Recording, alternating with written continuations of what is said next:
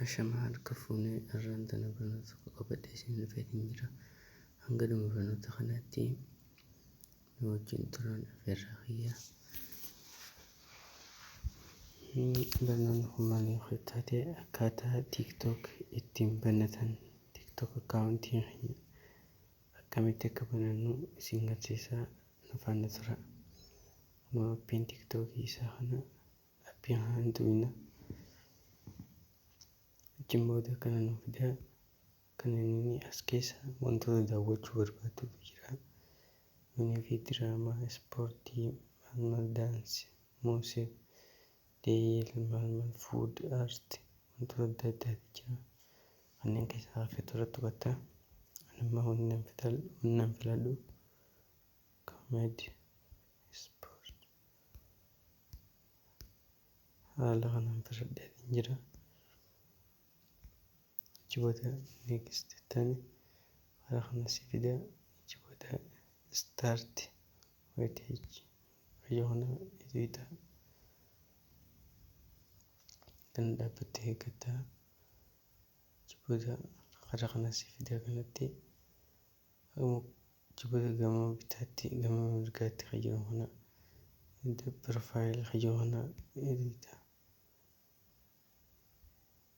Achi booda kanatti singil sinja as keessaa kana si fidaa hafeeta rabbanachuu barbaaddee achirraa kunoo use phone your email kayyoo fi karaa imeelaatii fi karaa feesbuukaa karaa googil tiwiitaraa wantoota adda addaatu jira. Kana hunda rabbanachuu barbaaddu taatee hafeeta rabbanachuu barbaadda keessaa filattee irratti hubatta.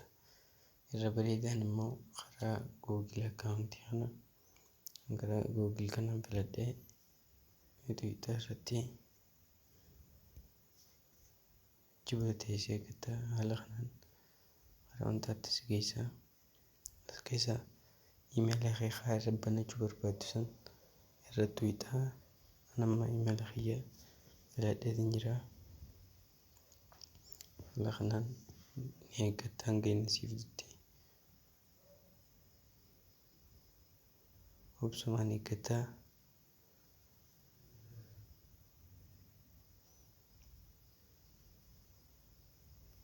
Achi booda gara kanatti si fidaa.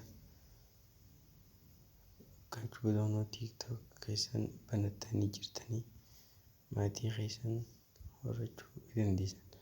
Namoota feetan sabiskiraayib godhachuu dandeessan. Haala kanaan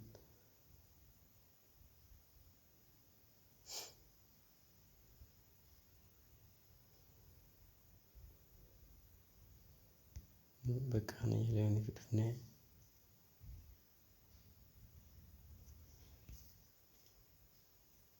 haala kanaan TikTok akkaawuntii kiyya banadheen jira jechuudha.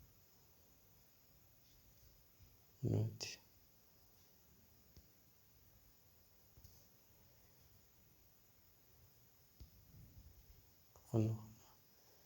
haala kanaan TikTok akkaawuntii naaf banamee jira jechuudha.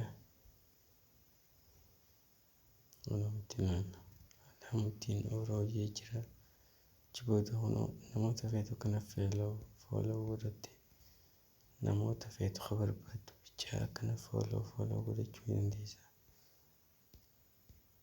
Haala kanaan guutumaa guutuutti TikTokii banattee jirta jechuudha. Hanga barnoota biraatiin walitti nagaan tura.